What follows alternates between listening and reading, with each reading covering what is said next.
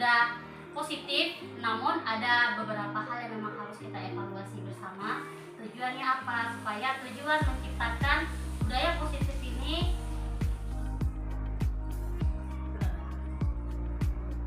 tujuannya ialah agar budaya positif ini dapat dinikmati oleh seluruh warga masyarakat yang ada di sekolah ini.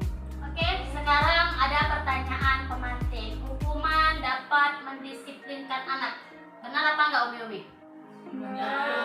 Belum tentu, ada yang bagaimana? Disiplin, ada yang tidak. Oke, yang kedua, pemberian hukuman dengan hal positif seperti membaca atau membersihkan halaman sekolah dapat meningkatkan disiplin anak. Ada yang belum tentu, ada yang belum tentu. Ada yang jawab ya? Tidak ada. Oke, memberi penghargaan dapat meningkatkan motivasi belajar anak. Iya. Iya. Belum tentu. Oke, hari ini kita akan belajar dari pertanyaan pemantik ini, apakah benar ataukah salah yang mindset kita selama ini. Oke, lanjut ya. Materinya ada seperti ini.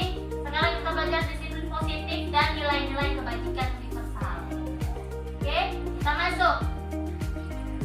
Coba Umi menggenggam tangan. Coba bantu kawannya di samping. Coba Umi bantu Umi Wildan buka genggaman tangannya. Bisa nggak? Bisa Mi? Iya, buka. Bisa nggak? Buka, bisa nggak? Coba buka. Bisa Mi? Nggak bisa. Jadi apa yang terjadi jika kita memaksa kawan untuk buka? Ya, tidak bisa. Kalau membujuk, kalau kita bujuk, buka lah. Gimana? Bisa. Apa yang terjadi? Min? Iya. Tergantung dia yang Berarti kepalan tangan ini kan tergantung siapa yang ngatur, diri kita atau orang lain. Diri kita sendiri. Jadi sama seperti itu juga, kita tidak usah memaksakan anak untuk mengikuti apa yang kita mau. Bagaimana caranya? Nah, di sini kita akan belajar. Oke. Ilusi teori kontrol. Ada ilusi bahwa guru itu mengontrol murid. Ilusi, apa itu ilusi? Halusinasi, hayalan kita selama ini, guru itu mengontrol murid. Ya. Kemudian bahwa kritik dan membuat orang merasa bersalah itu dapat menguatkan karakter. Jangan lagi gitu. Nah, sedih nih. Anak-anak merasa bersalah. Apa yang terjadi sama dia? Gak tahu, berubah kan dia. Itu kan. Kemudian bahwa semua penguatan positif, efektif dan bermanfaat. Kita memberikan motivasi.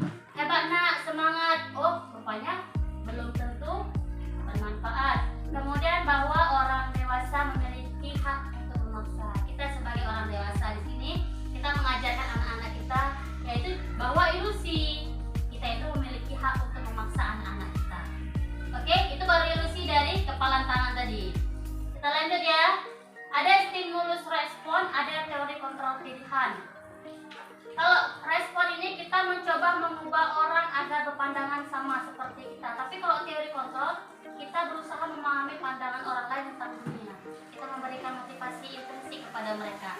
Kita bantu mereka, bukan kita motivasi aja secara eksternal. Kemudian perilaku buruk dilihat sebagai suatu kesalahan. Tapi semua perilaku punya tujuan. Ya, semua perilaku anak-anak kita tuh punya tujuan. Kenapa dia ganggu kawan, kenapa dia nggak mau belajar, kenapa dia sedih hari ini, dia punya alasannya. Dan itu memang harus ditanya. Kemudian orang lain bisa mengontrol saya, ini stimulus respon. Padahal kenyataannya hanya Anda yang bisa mengontrol diri Anda. Kemudian saya bisa mengontrol orang lain, Anda tidak bisa mengontrol orang lain, dan semacamnya. Oke? Udah mulai terbuka sedikit nih tentang teori kontrol, bagaimana kita mengontrol anak? Udah sedikit. Oke, belum selesai ya. Apakah makna disiplin? Disiplin itu dari bahasa Latin yang artinya belajar. Berasal makna asal dari konotasi yang disiplin diri dari murid Socrates dan Plato. Disiplin diri membuat orang menggali potensinya menuju sebuah tujuan apa yang dihargai. Namun budaya kita, makna kata disiplin telah berubah menjadi sesuatu yang dilakukan seseorang pada orang lain untuk mendapatkan kepatuhan. Benar? Benar. Kecenderungan umumnya adalah menghubungkan kata disiplin dengan ketidaknyamanan, bukan dengan apa yang kita hargai atau pencapaian suatu tujuan yang mulia. Itu makna disiplin yang sudah disalahartikan. Sebenarnya arti disiplin itu ialah belajar. Nilai-nilai kebajikan. Nilai-nilai kebajikan itu kalau bahasa kita nilai-nilai karakter, ya, nilai-nilai kebaikan. Sifat positif manusia merupakan tujuan mulia yang ingin dicapai setiap individu. Kemudian mengaitkan nilai kebajikan yang diyakini dengan maka motivasi intrinsiknya akan terbangun. Jadi kita ini sekarang mencoba untuk membangun motivasi yang ada dalam diri anak, bukan motivasi yang mereka dapatkan dari luar saja, ya. Oke. Kalau nilai kebajikan P5, tahu kan nih? Ada beriman, bertakwa kepada Tuhan Yang Maha Esa dan berakhlak mulia. Kemudian yang kedua, mandiri. Yang ketiga, yang keempat, bergotong. Yang terakhir, kreatif. Ini kalau di P5. Kalau kita ada nilai kebajikan sendiri, namanya nilai pilar karakter. 9 pilar karakter menurut IAHF, ya, yaitu cinta Tuhan dan segenap ciptaannya. Ini biasanya di kelas 1, 2, 3 menerapkan atau penanaman nilai-nilai karakter pada anak. Ini nilai kebajikan juga sebenarnya sama. Ada beberapa bagian kita pakai yang P5 dan pakai yang 9 pilar karakter. Oke, sampai di situ ada yang ingin bertanya? Aman ya? Kita lanjut ya. Udah mulai sedikit terbongkar nih. Gimana? Umi ini? Lanjut. Oke, kita lanjutnya yang kedua, teori motivasi, hukuman dan penghargaan serta restitusi. Apa sih itu? Oke, teori motivasi. Nah, yang kita bilang tadi, motivasi itu terbagi atas 3 tingkatan. Yang ke-1, yang kedua itu motivasi eksternal yang dilakukan oleh seorang anak karena adanya dukungan dari luar. Yang ketiga ialah motivasi internal, motivasi yang tumbuh dalam diri anak. Motivasi yang pertama ialah menghindari ketidaknyamanan atau hukuman. Ketika anak-anak tidak melakukan, dia akan terkena hukuman. Jadi dia melaksanakan PR biar nggak dimarah umi. Nah, itu namanya motivasi eksternal. Jadi dalam hati anak itu pasti berpikiran apa yang akan terjadi apabila saya tidak melakukannya. Itu motivasi internal. Buat karena takut, ya, buat karena takut akan hukuman. Kemudian motivasi eksternal untuk mendapatkan imbalan dari orang lain atau institusi. Misalnya, ketika anak-anak mengerjakan sesuatu, kita kasih hitam. Nah, itu motivasi eksternal. Ketika anak-anak berbuat sesuatu, kita bilang, oh terima kasih nak, terima kasih sudah bertanggung jawab, tapi cuma 1 anak, tidak merata. Itu motivasi eksternal. Oke, kemudian ada motivasi internal, menghargai diri sendiri. Saya akan menjadi orang yang seperti apa bila saya melakukannya. Jadi anak-anak itu sudah sadar terhadap tugas dia sendiri. Motivasi eksternal ini boleh dilakukan. Kira-kira nih? Boleh pada saat-saat tertentu. Misalnya yang kedua ya. Yang kedua tertentu dan merata. Jadi ketika ada anak di kelas yang memang dia diam aja, terima kasih ya nak sudah sabar kita puji dia hari ini. Ada anak yang memang sudah membantu kita, terima kasih ya nak sudah membantu umi hari ini. Jadi tidak ada kecemburuan dalam hati anak. Jadi kita menghindari hal itu.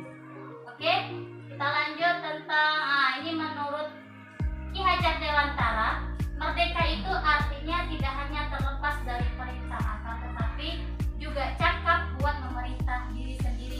Nih, cakap memerintah diri sendiri. Kita bisa memerintah diri sendiri, bukan memerintah orang lain. Ini namanya ada dihukum oleh penghargaan. Nah, penghargaan itu juga bisa menghukum anak. Bukan hanya sebagai penghargaan, tapi juga sebagai hukuman. Ada beberapa pengaruh jangka pendek dan jangka panjang. Jika penghargaan itu efektif jangka pendek, namun bisa membuat seseorang kehilangan motivasi jika diberikan terlalu sering. Itu. Kemudian penghargaan itu tidak efektif. Kemudian mengharapkan suatu penghargaan dan tidak mendapatkannya, maka akan timbul rasa kecewa pada diri anak serta tidak akan berusaha segera seperti sebelumnya. Ada anak-anak yang langsung maju ya. Ini kalau anak-anak kelas rendah, ya kan Mi? Kemudian ini Mi, Nih, izin. Penghargaan dapat merusak hubungan. Ketika diberi penghargaan atau dipuji di depan orang banyak, maka yang lain akan merasa iri dan sebagiannya tidak menyukai orang yang diberikan penghargaan tersebut. Ini penghargaan. Mengapa penghargaan dikatakan dihukum ya? Penghargaan mengurangi ketepatan. Pemberian penghargaan dalam bentuk uang atau permen kepada anak sebagai insentif atau bayaran atas tindakan yang sudah dia lakukan itu benar, tidak selalu menghasilkan hasil yang diinginkan. Ya, ketika anak-anak menginginkan permen, oh ini ada hadiah yang duluan ini dapat permen. Kira-kira hasil dia tuh maksimal atau biasa aja? Mau cepat-cepat ya kan? Iya. Jadi hasilnya itu tidak efektif. Kemudian penghargaan menurunkan kualitas. Sama seperti tadi, tidak selalu efektif dalam perkembangan jangka panjang. Tidak ada motivasi dalam diri dia untuk mengerjakan sesuatu. Kemudian penghargaan mematikan kreativitas. Penelitian menunjukkan bahwa pekerjaan seni atau sebuah penulisan cerita menjadi kurang kreatif bila dijanjikan sebuah hadiah atau penghargaan. Oke, penghargaan itu menghukum mereka yang tidak mendapatkan penghargaan. Misalnya dalam sistem ranking, mereka yang mendapatkan ranking kedua akan merasa paling dihukum. Kenapa nggak ranking 1 ini? Seperti itu ya. Apalagi kalau bagi anak-anak yang optimis ini, dia merasa diri dia sudah bisa, kenapa di ranking 2 itu merasa dia tuh dihukum. Kemudian motivasi dari dalam diri. Pemberian penghargaan kepada seorang anak pada saat dia sedang merasa bangga dengan pencapaian sendiri, maka kita akan mengambil kegembiraan yang saat itu sudah dirasakan secara alamiah. Ya, ini adalah beberapa hal yang dihukum oleh penghargaan. Bagaimana caranya? Apresiasinya, beri pengakuan itu secara khusus sendiri. Ketika sedang berdua, memberikan motivasinya. Kemudian beri pengakuan secara pribadi. Beri pengakuan kepada semua murid secara bergantian. Beri pengakuan secara konsisten dan fokus kepada prosesnya, bukan kepada hasilnya. Karena kita nggak lihat proses anak itu kayak mana, kita langsung lihat hasilnya. Ya, kita lanjut ya Mi. Oke, tugas perbedaan hukuman dan konsekuensi. Sekarang kita mau ngecek nih, kira-kira Umi tahu nggak perbedaan hukuman dengan konsekuensi? Oke ya. Yang pertama, mencatat 100 kali di dalam buku kalimat saya tidak akan terlambat lagi karena terlambat ke sekolah. Hukuman. Simpan ya. Hukuman kedua, lari mengelilingi lapangan basket 2 kali karena terlambat hadir ke sekolah. Konsekuensi ada, hukuman ada. Simpan jawaban masing-masing. Murid diminta untuk push up 15 kali karena tidak menggunakan masker ke sekolah. Hukuman. Menggantikan kertas tugas teman yang telah dicoret-coret. Konsekuensi. Membersihkan tumpahan air di meja tulis karena tersenggol pada saat belajar. Murid disuruh untuk tidak mengenakan sepatu seharian di sekolah karena tidak mengenakan sepatu hitam. Lari mengelilingi lapangan basket 2 kali karena terlambat 10 menit untuk pelajaran pejok.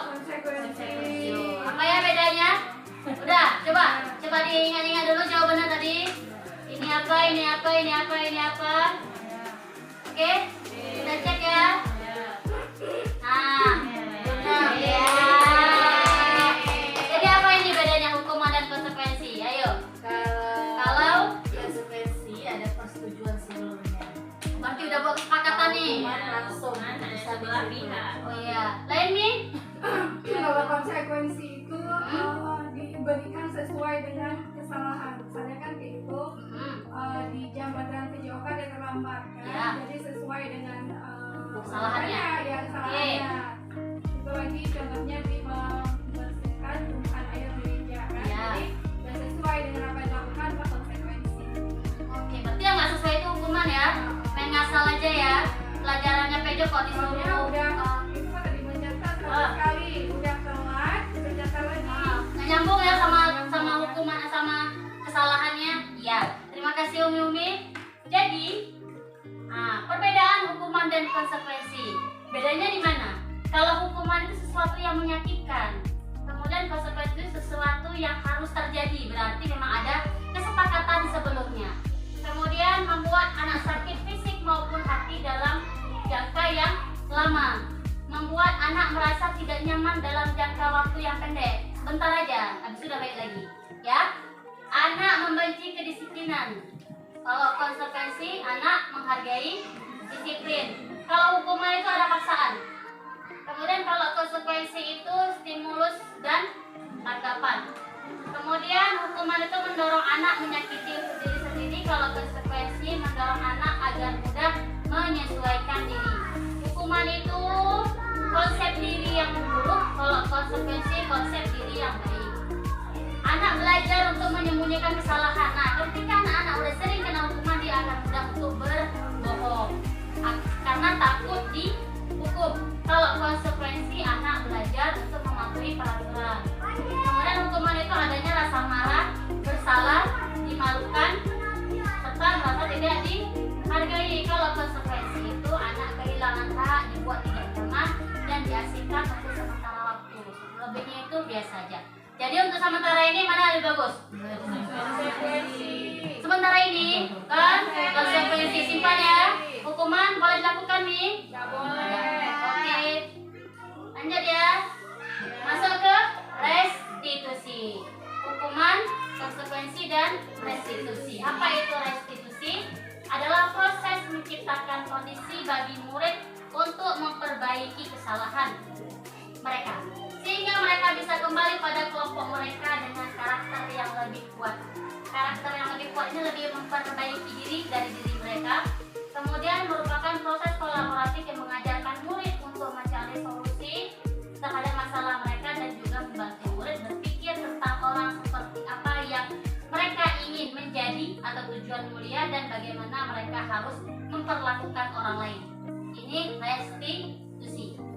9 ciri-ciri restitusi. Yang pertama, bukan untuk menebus kesalahan, namun belajar dari kesalahan. Memperbaiki hubungan. Tawaran bukan paksaan. Adanya tawaran, bukan kita memaksa seperti hukuman tadi. Kemudian restitusi menuntun untuk melihat ke dalam diri. Kemudian restitusi mencari kebutuhan dasar yang mendasari tindakan. Kemudian cara yang paling baik pada karakter, fokusnya pada karakter dia, bukan tindakan. Kemudian fokus pada solusi dan mengembalikan murid yang berbuat salah pada kelompoknya. Ini siapa yang melakukan restitusi? Anaknya. Anaknya yang akan kita restitusi, guru sebagai pemandunya. Oke, kalau konsekuensi tadi, guru sebagai yang memberikan konsekuensi. Lanjut, ini bedanya. Perbedaan hukuman, konsekuensi, dan restitusi. Kalau restitusi itu sebuah pilihan, kemudian menguatkan untuk murid dalam jangka yang panjang. Kemudian restitusi, korban mendapatkan ganti, murid atau anak mendapatkan penguatan, masalah terpecahkan. Murid belajar bertanggung jawab untuk perilakunya, fokus pada pemecahan masalah dalam jangka waktu panjang. Kalau guru yang selalu memberikan hukuman, pasti akan berkata peraturannya adalah kamu tidak boleh datang terlambat. Kamu harus membersihkan sekolah.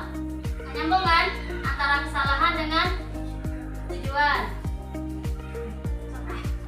Oke.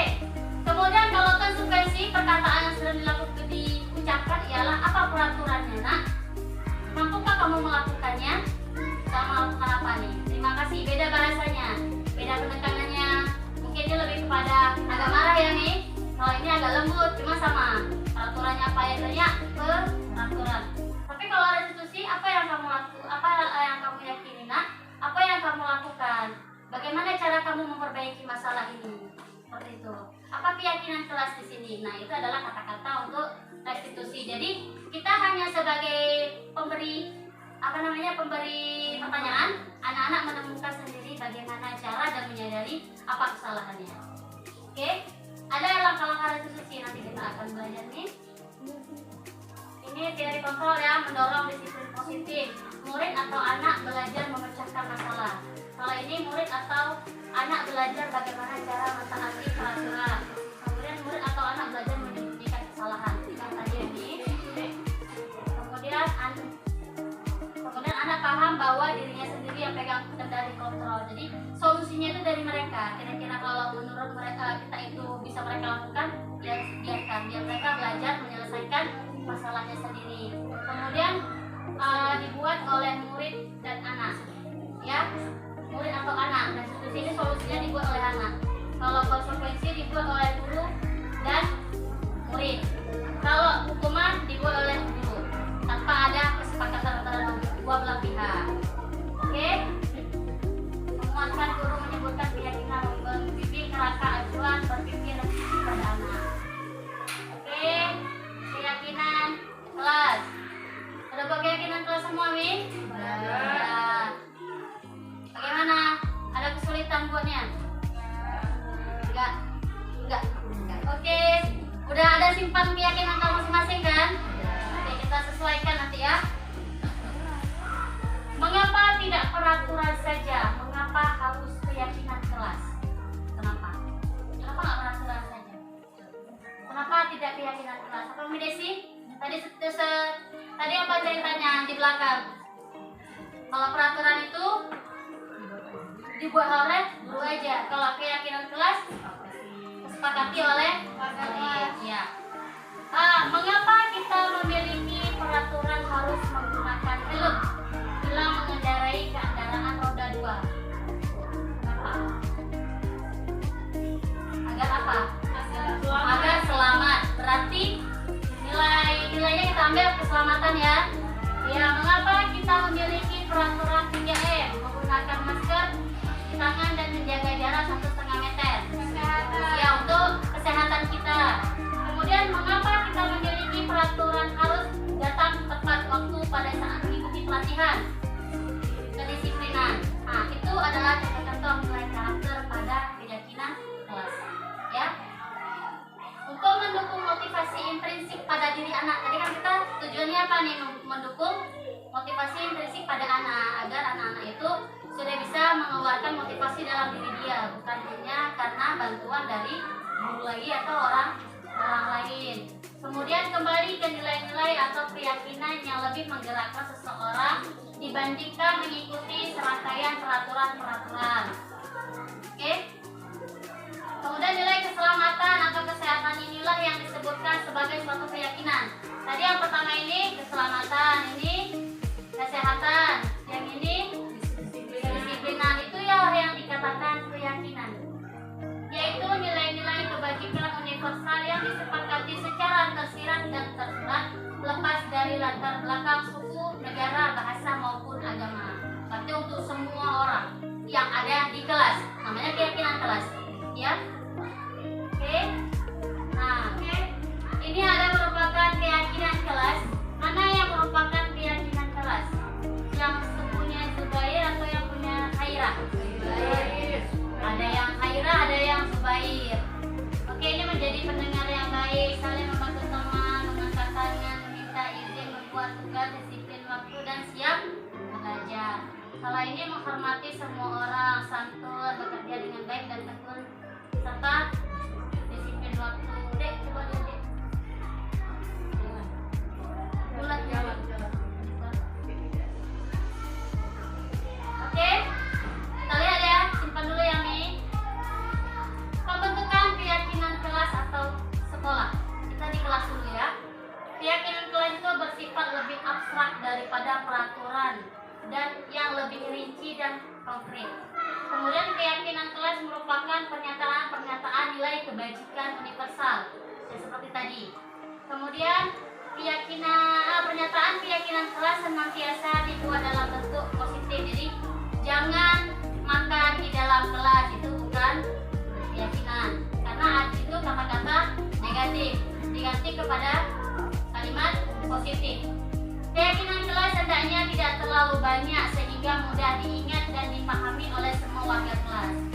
Oke, keyakinan kelas sebaiknya sesuatu yang dapat diterapkan di lingkungan. Semua warga kelas hendaknya ikut berkontribusi dalam pembuatan keyakinan kelas lewat kegiatan jual pendapat. Bersedia meninjau kembali keyakinan kelas dari waktu ke waktu. Nanti kalau kita berdiskusi sama anak itu dikumpulkan dulu.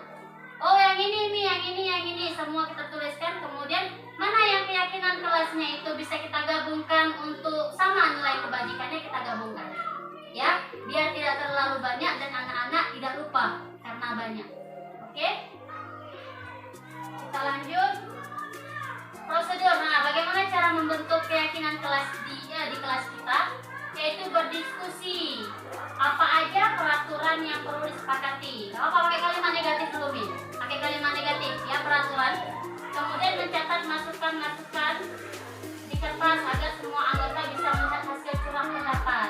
Boleh cetak di kertas di papan tulis atau di kertas yang besar, manila bekas itu boleh sama-sama biar anak-anak bisa lihat. Kemudian susunlah keyakinan kelas sesuai prosedur pembentukan keyakinan kelas. Kemudian gantilah kalimat yang bentuk negatif tadi menjadi kalimat yang positif. Misalnya, jangan berlari di kelas atau koridor. Kemudian diganti dengan berjalanlah di kelas. Positif kan? Ya. Kemudian tinjau kembali daftar pendapat yang sudah cetak.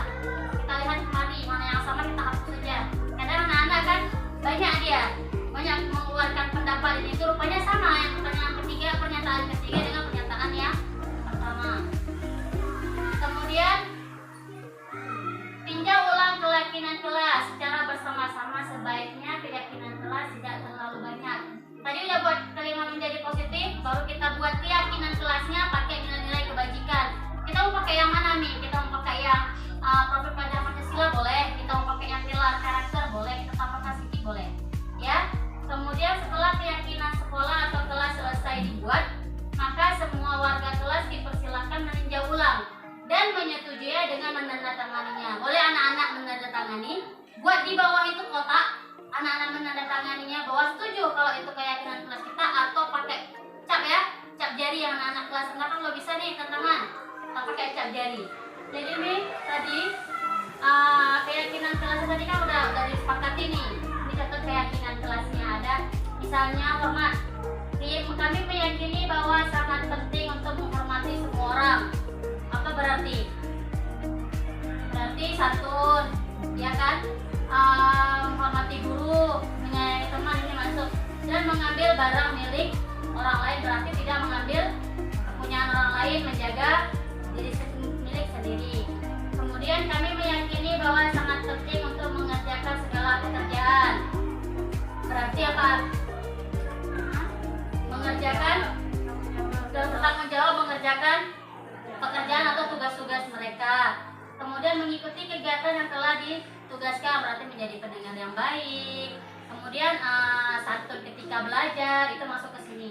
Kemudian diterima dan dimiliki. Kami meyakini bahwa sangat penting untuk merasa diterima pada waktu kelompok, berarti menghargai kawannya kan, menyayangi teman dan saling peduli satu sama lain. Ini adalah contoh keyakinan kelas. Jadi kalau yang tadi nih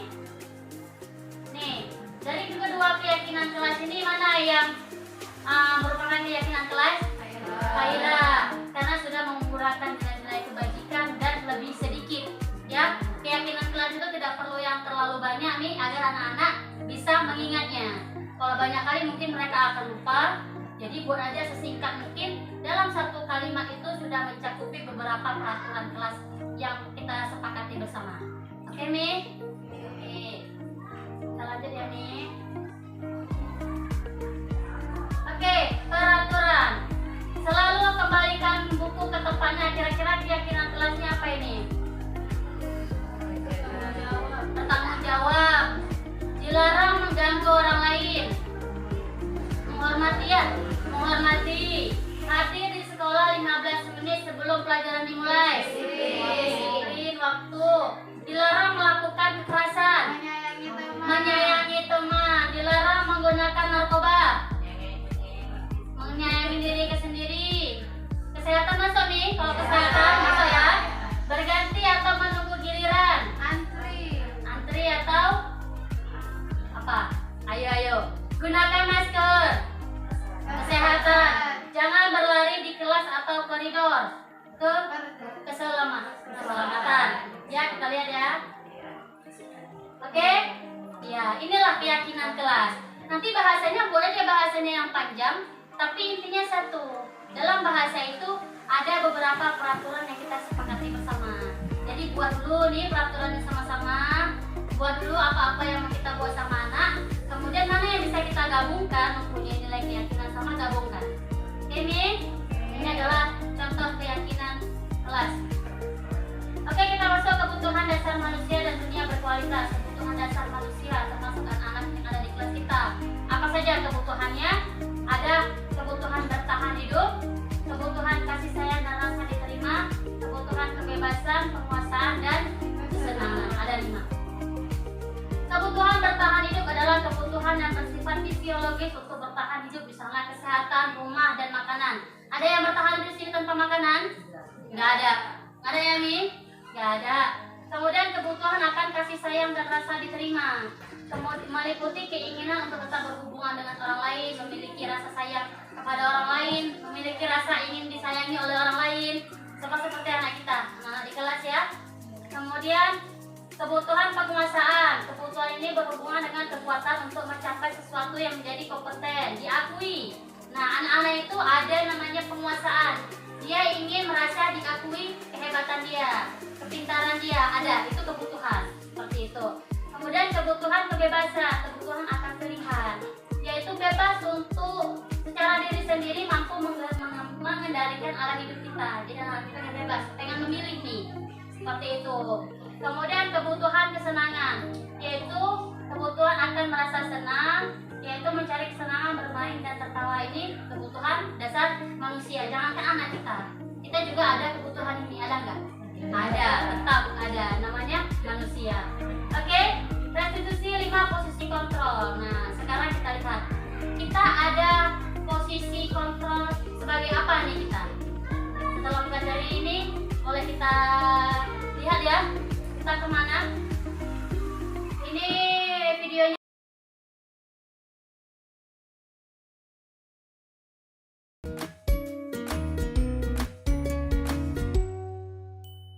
Salam bahagia Ibu dan Bapak guru hebat. Dalam penerapan disiplin positif restitusi, salah satu program yang dikembangkan adalah 5 posisi kontrol. 5 posisi kontrol dalam restitusi adalah proses perjalanan seorang pendidik agar dapat mengenali dirinya. Pada video kali ini, kita akan membahas tentang 5 posisi kontrol yang dikembangkan oleh Diane Goossen dan contoh penerapannya.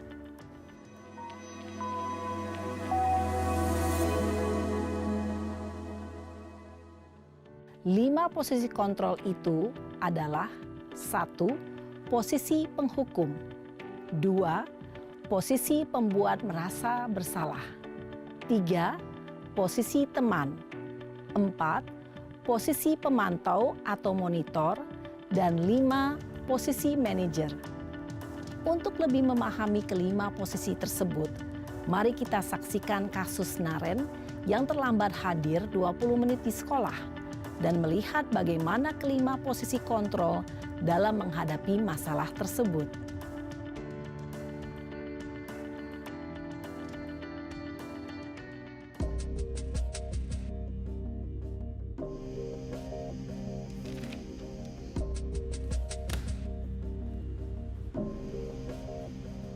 Naren! Sini kamu! Selamat pagi, Bu. Selalu terlambat. Kamu deh, pasti terlambat. Maaf, Bu. Saya... Apa? Apa coba? Alasan kamu apa lagi? Kapan sih kamu tidak terlambat? Malas sekali ya kamu jadi anak. Saya... Dasar pemalas.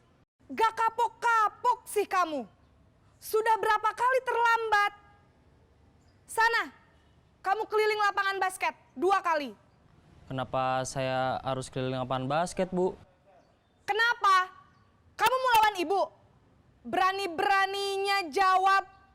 Sudah terlambat, masih berani jawab pula. Sekarang, keliling lapangan basket 5 kali sekalian. Biar kapok. Cepat, pergi sana ke lapangan basket. Posisi penghukum biasanya berbicara dengan nada tinggi, menghardik, menunjuk-nunjuk, menyakiti, dan menyindir. Hukuman bisa berupa fisik maupun psikis. Ibu dan Bapak guru hebat, dampak yang terjadi pada murid ketika guru berada pada posisi penghukum adalah murid cenderung akan memberontak, bahkan menyimpan dendam.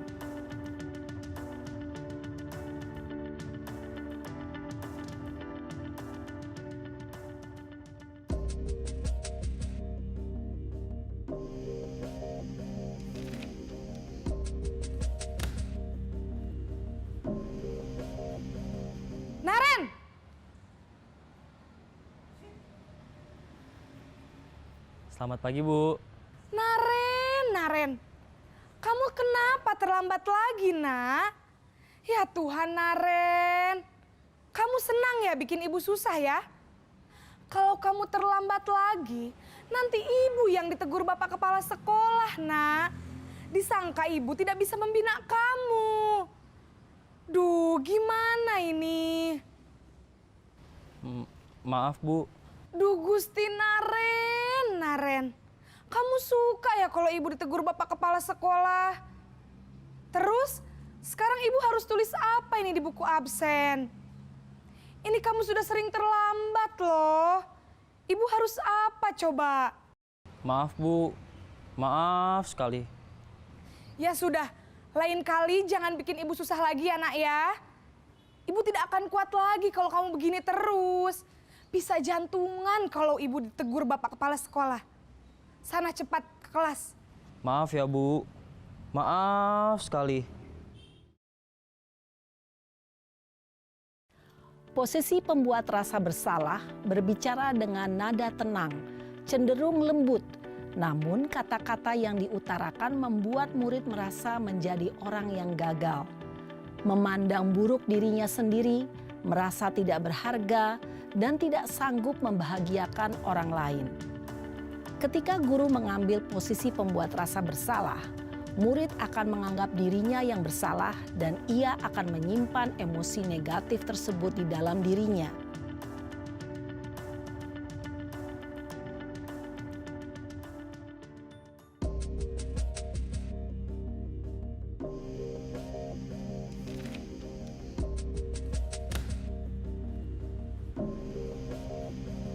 Naren!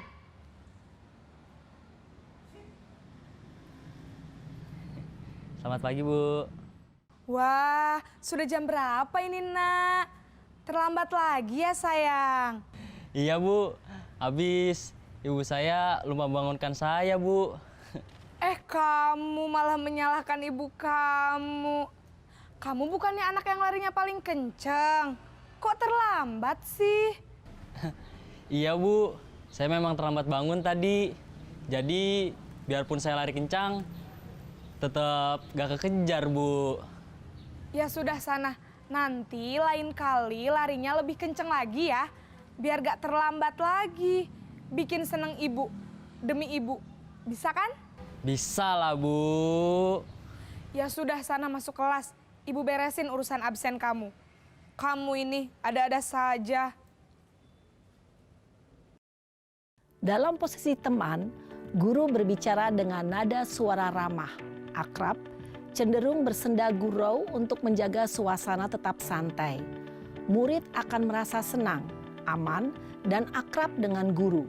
Identitas yang tercipta adalah identitas sukses atau berhasil. Namun, perlu diingat, karena ini masih dorongan eksternal, maka ada faktor ketergantungan dari murid kepada orang tertentu. Di sini guru absennya, sehingga di lain waktu murid bisa berperilaku baik, namun hanya kepada orang-orang tertentu saja.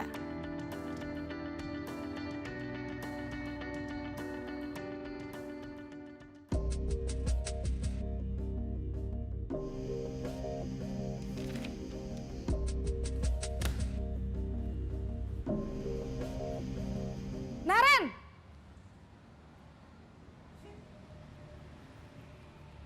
Selamat pagi, Bu. Naren, apa peraturan sekolah kita tentang jam berapa kita harus masuk sekolah, Nak? Kita harus di sekolah jam 7, Bu. Iya, betul. Sekarang sudah jam 7.20. Naren sudah tahu konsekuensinya jika terlambat hadir. Paham, Bu. Saya harus tinggal kelas pas jam istirahat selama 20 menit. Iya, benar. Konsekuensinya demikian. Jadi nanti jam 9.30 pas istirahat, kamu harus tinggal di kelas, kerjakan tugas tambahan untuk ketertinggalan kamu, ya? Baik, Bu. Posisi pemantau mengandalkan penghitungan atau data untuk mengontrol murid. Guru mengarahkan murid berdasarkan peraturan dan konsekuensi. Seorang pemantau menunjukkan bahasa tubuh dan ekspresi wajah yang datar dan cenderung formal.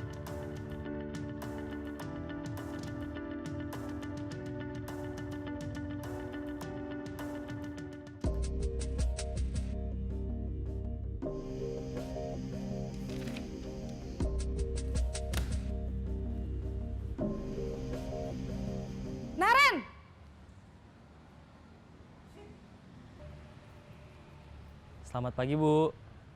Selamat pagi, Naren. Maaf, Bu. Saya terlambat. Iya, sekolah masuknya jam 7, sekarang sudah jam 7.20. Jadi sekarang bagaimana ini, Naren? Maaf, Bu. Saya lupa setel alarm saya semalam. Baiklah, menurut kamu, keyakinan sekolah yang mana yang perlu kamu tingkatkan? Menghargai diri sendiri dan orang lain mungkin ya, Bu. Setuju. Jadi, apakah Naren meyakini prinsip saling menghormati tersebut? Iya, Bu. Saya meyakininya. Apakah Naren bersedia memperbaiki masalah keterlambatan ini? Bersedia, Bu. Bagaimana kamu akan perbaiki masalah keterlambatan ini? Saya akan coba untuk tidak lupa menyetel alarm saya, Bu. Baik, kalau Naren lupa menyetel alarm di rumah, ada orang yang kira-kira bisa bantu mengingatkan tidak? Ada, Bu. Kakak saya, Kak Ema. Ada lagi selain Kak Ema? Selain Kak Ema, ada ibu saya. Baik, jadi yang mengingatkan Naren adalah Kak Ema dan ibu kamu ya? Kira-kira akan mulai setel alarm kapan nih, Naren? Setelah pulang sekolah, akan segera saya lakukan. Baik, jadi Naren akan setel alarm untuk bangun besok pagi dan akan diingatkan oleh kakak dan ibunda Naren ya. Ada lagi yang mungkin perlu dilakukan, Naren? Agar tidak terlambat bangun lagi. Tidak ada, Bu. Baik, Naren. Terima kasih untuk kerjasama kamu. Sekarang kamu perlu kembali ke kelas untuk belajar. Baik, Bu. Terima kasih. Posisi manajer adalah posisi kontrol yang disarankan untuk membimbing murid memiliki sikap disiplin yang positif, yaitu murid yang mandiri, bertanggung jawab, dan dapat memecahkan masalah. Tujuan dari posisi ini adalah agar murid dapat berefleksi atas tindakannya. Guru akan dengan tulus memberikan pertanyaan-pertanyaan bermakna, sehingga membuat murid dapat belajar dari kesalahannya dan mencari sebuah solusi untuk menyelesaikannya. Ibu dan bapak guru hebat, setelah mengamati adegan kelima posisi kontrol tadi, kira-kira posisi mana yang paling ideal? Posisi mana yang dapat menunjang motivasi intrinsik murid? Ya, tentu posisi manajer. Posisi ini memang posisi ideal yang ingin dituju setiap pendidik. Pada posisi inilah, guru dapat menerapkan disiplin positif yang berpihak pada murid, yang memerdekakan murid. Perjalanan seorang pendidik tentunya tidak mudah untuk sampai pada posisi seorang manajer. Namun, tujuan kita pasti, yaitu menciptakan murid-murid yang mandiri, merdeka, dan bertanggung jawab. Semoga penggambaran 5 posisi kontrol yang telah diperlihatkan ini dapat menjadi ajang refleksi bagi kita semua, agar dapat terus mengasah dan menerapkan disiplin positif yang memerdekakan murid. Mari terus berlatih dan bersemangat. Selamat menerapkan. Salam dan bahagia, Ibu dan Bapak Guru hebat.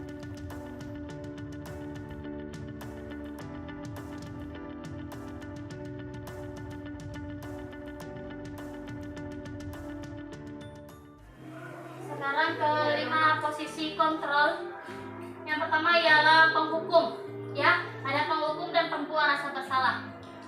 Itu ialah menciptakan anak itu menghindari hukuman. Yang tadi yang pertama, kebutuhan yang pertama tadi.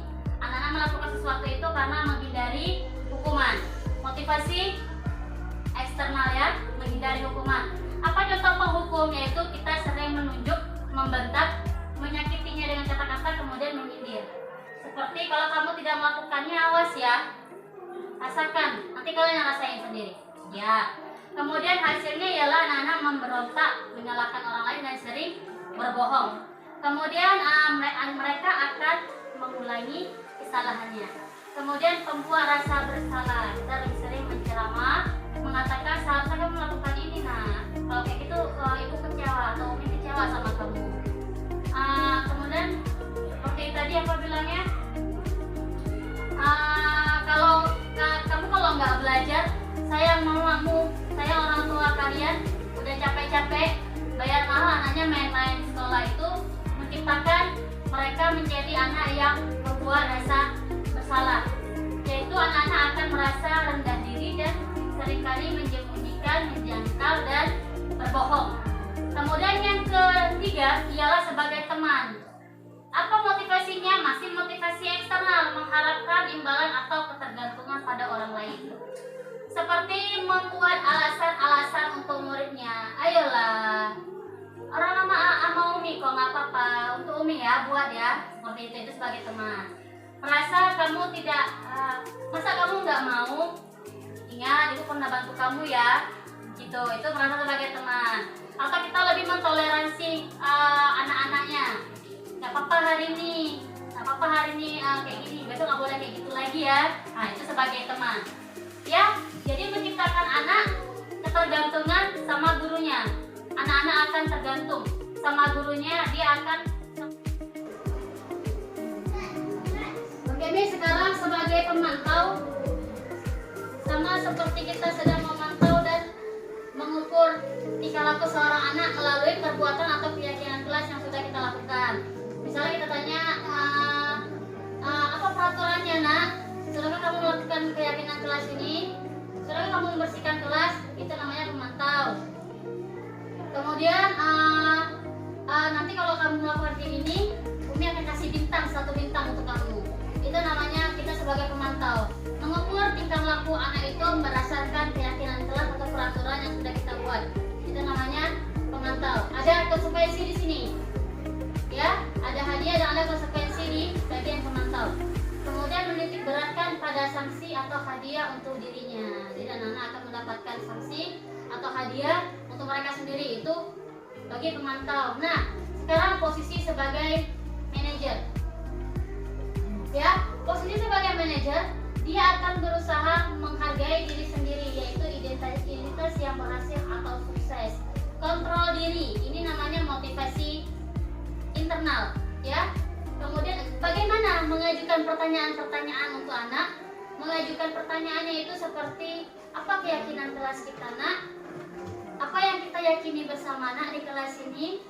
Kemudian apa yang bisa kamu kerjakan? Apa yang bisa kamu lakukan untuk memperbaiki masalah ini? Itu juga tanya sama anak. Tanya, apa alasannya nak kamu berbuat ini? Pasti ada alasannya. Seperti itu. Dan mengevaluasi diri, bagaimana cara memperbaiki. Nah, dampak seperti inilah yang kita inginkan pada anak. Nah, mungkin kita hanya merepet-merepet aja, anak-anak tetap mengulangi kesalahannya atau merasa dia rendah diri. Mereka merasa dia tidak dihargai, merasa mereka adalah orang yang gagal. Kemudian mau nggak anak-anak itu bergantung sama kita? Kalau nggak, dia cuma hormatnya sama kita aja nih, sama guru aja nggak hormat, ya. Kemudian atau hanya sanksi dan hadiah aja, tapi kita ingin anak-anak itu mengevaluasi diri dari kesalahan yang telah mereka lakukan dan bagaimana cara memperbaikinya. Oke, ini ada 5 posisi kontrol. Tadi ada apa aja? Penghukum, Membuat rasa bersalah, teman, pemantau, manajer. Ingat ya, penghukum, pembuat rasa bersalah, teman, pemantau, manajer. Kita lihat. Saya kecewa sekali dengan kamu. Pembuat rasa bersalah. Kamu tidak pernah benar melakukannya. Penghukum, ayolah lakukan demi ibu. Membuat rasa Teman, apakah kamu mendapatkan stiker bintang hari ini? Pemantau, bagaimana kamu bisa menyelesaikan masalah ini? Manajer, kamu selalu yang paling terakhir. membuat rasa bersalah. Kita lihat ya. Oke, menghukum anak, langsung menghukum anak dengan kata-kata. Kamu yang paling terakhir aja kok. Kenapa selalu terakhir? Pengen Umi jadi yang pertama. Nah, itu adalah kata-kata sebagai seorang penghukum. Jadi kira-kira kita di posisi mana nih? Semua campur aduk ya, campur aduk. Oh iya, nggak apa-apa Mi, ini kita belajar. Maklum, kalau udah belajar masih salah, itu baru nggak maklum tuh. Oke Ami, lanjut. Restitusi segitiga restitusi. Nah, untuk mencapai posisi manajer, kita perlu ada namanya segitiga restitusi. Yaitu ada menstabilkan identitas, ada validasi tindakannya salah, dan ada menanyakan keyakinan. Bagaimana caranya? Ya, restitusi yang pertama menstabilkan identitas. Ketika anak itu salah, apa yang kita lakukan pertama kali? semua manusia itu pasti buat salah. Kita juga pernah buat salah. Iya. Ibu tahu, Umi tahu nggak ada anak ada manusia yang sempurna seperti itu. Jadi beri dulu dia menstabilkan identitas bahwa semua orang itu pernah buat salah dan masalah itu pasti bisa diselesaikan. Kalau kamu terus menyalahkan dirimu, apakah kamu bersikap baik kepada dirimu? Itu contoh menstabilkan identitas dia agar dia mau berbicara ya tentang apa kesalahan dia. Kemudian ini menstabilkan identitas. Lanjut ke validasi tindakan yang salah, membantu murid mengenali kebutuhan dasar. Nah, kebutuhan dasar ada 5. Kita pengen dia tuh misalnya dia pukul kawan gara-gara apa? Oh karena dia merasa tidak diterima, tidak mendapat kasih sayang, atau nangis ketika diajak kawan padahal dia bisa. Berarti kebutuhan dasar penguasaannya pengen dipuji oleh orang lain, ya kan? Kemudian ingin bebas, dilarang oleh kawannya, nggak boleh main sama dia, berantem. Berarti apa? Kebebasan dia tidak terpenuhi. Jadi itu dulu kita temukan kepada dia mana kebutuhan dasar dia yang tidak terpenuhi. Makanya dia melakukan hal seperti itu. Ya.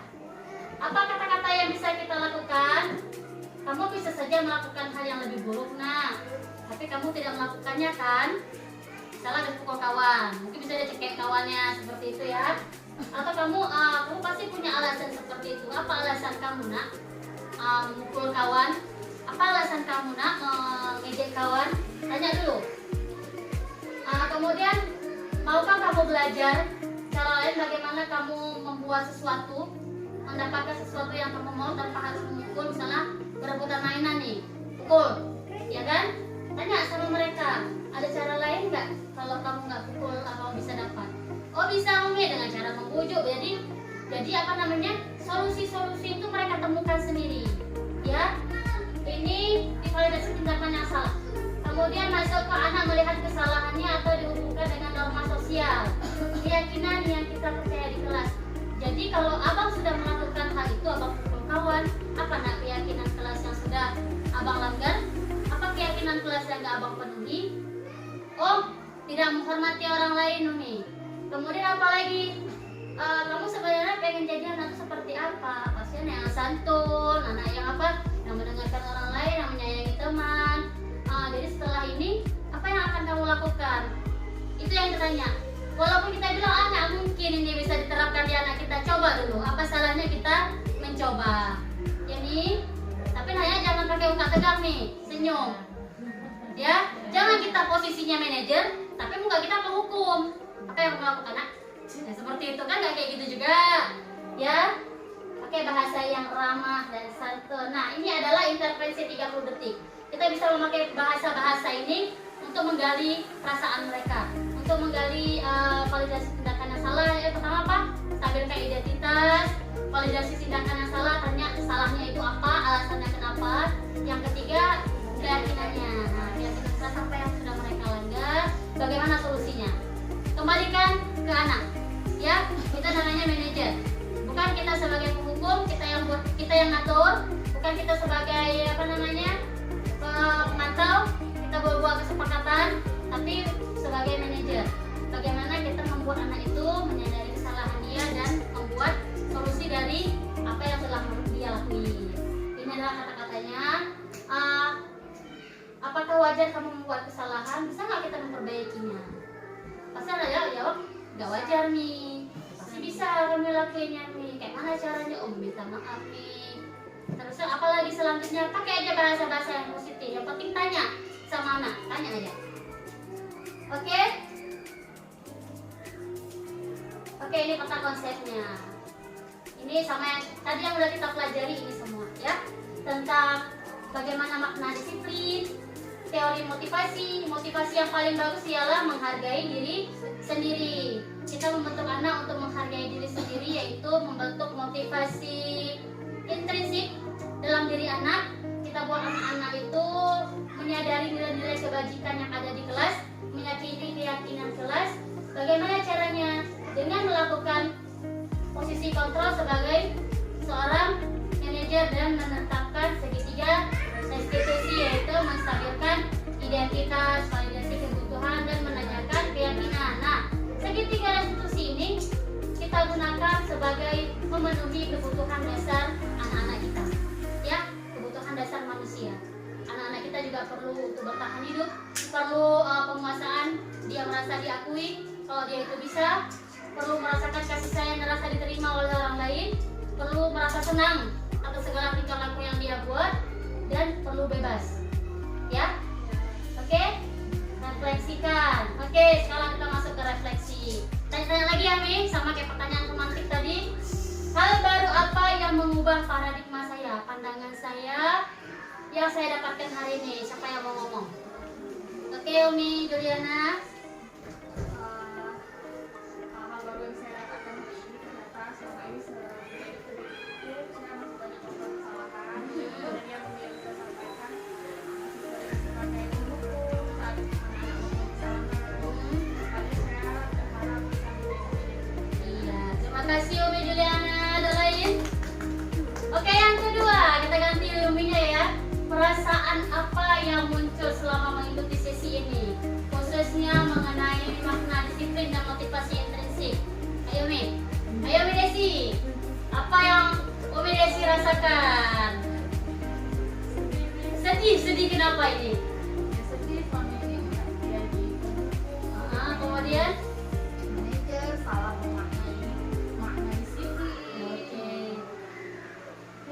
Gak apa-apa. Ya, semua orang perlu merasakan kesedihan agar melakukan refleksi ke depannya, ya.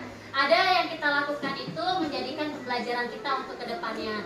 Lebih bagus kita merefleksikan atau kita mengetahui mana yang salah untuk kita perbaiki daripada kita selalu merasa benar.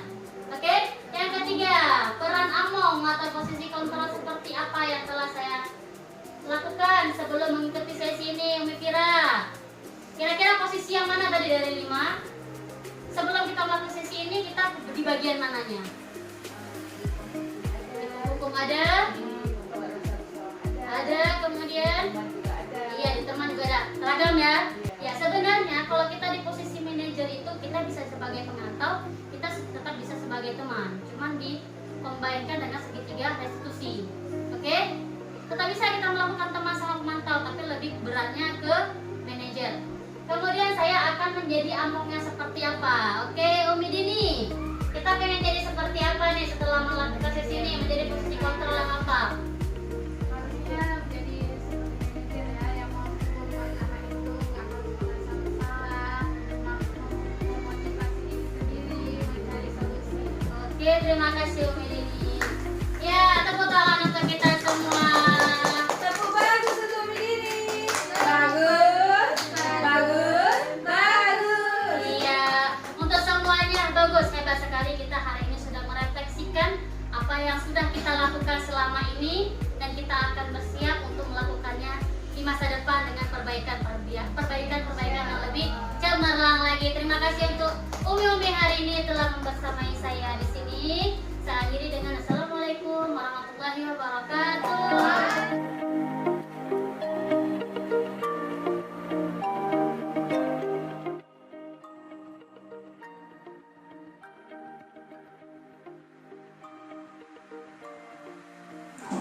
Assalamualaikum warahmatullahi wabarakatuh. Waalaikumsalam warahmatullahi wabarakatuh.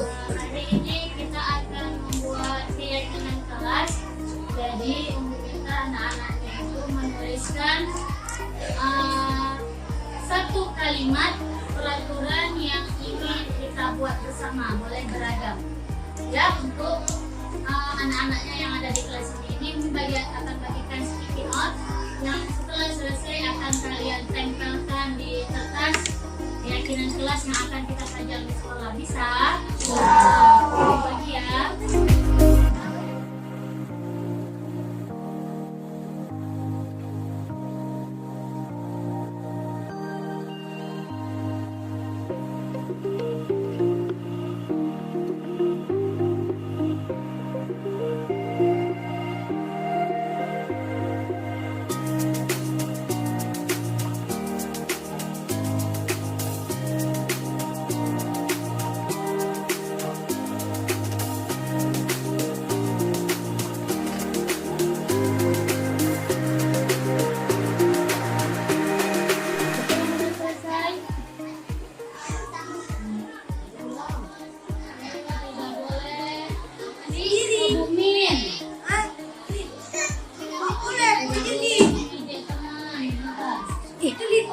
bisa begitu boleh. Yang ini nggak boleh fitnah teman di sini. Ini permisi boleh ngomong kasar. Kerja Agus. Ini langsung duduk rapi. Kali bang. Nggak boleh membantah guru. Boleh kepotong. Ini sudah ada peraturan yang udah kita buat bersama. Jadi sekarang kita buat keyakinan kelasnya. Apa ya? Misalnya tidak boleh jajan, permisi ketika lewat, tidak boleh beli jajan sembarangan. Berarti apa itu kata-katanya? Kalau Umi buat menjaga kesehatan, boleh? Ya kan, nggak boleh jajan sembarangan, itu berkaitan dengan menjaga kesehatan. Berarti menjaga kesehatan. Ini banyak yang tidak boleh ngomong kasar, nggak boleh fitnah orang, nggak boleh menghina orang tua, nggak boleh berantem. Itu berarti anaknya harus saling menyayangi dan menghormati sesama kawan. Masuk itu? Masuk.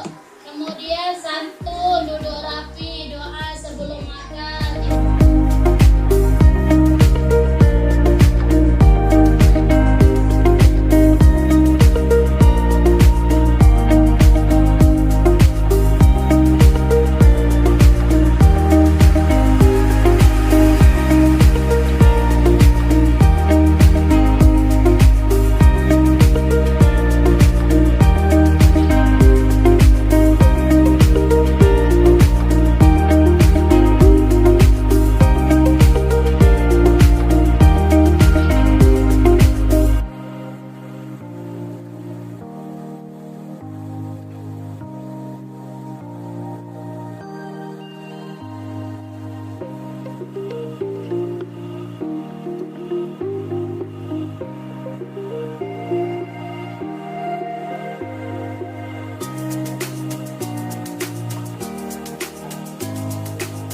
Itu sudah kita bentuk keyakinan kelas bersama.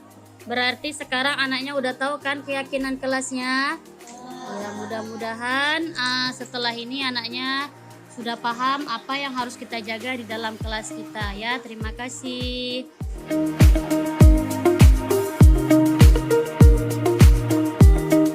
Alhamdulillah kami telah membuat keyakinan kelas bersama Umi Eliza dan teman-teman hari ini, sehingga kami bisa membuat dan menjaga ketentraman kelas bersama-sama. Alhamdulillah, baru saja kami membuat keyakinan kelas bersama teman-teman. Di kelas, Umi memandu jalannya kegiatan, sehingga kami merasa senang karena pendapat kami dihargai dan didengarkan.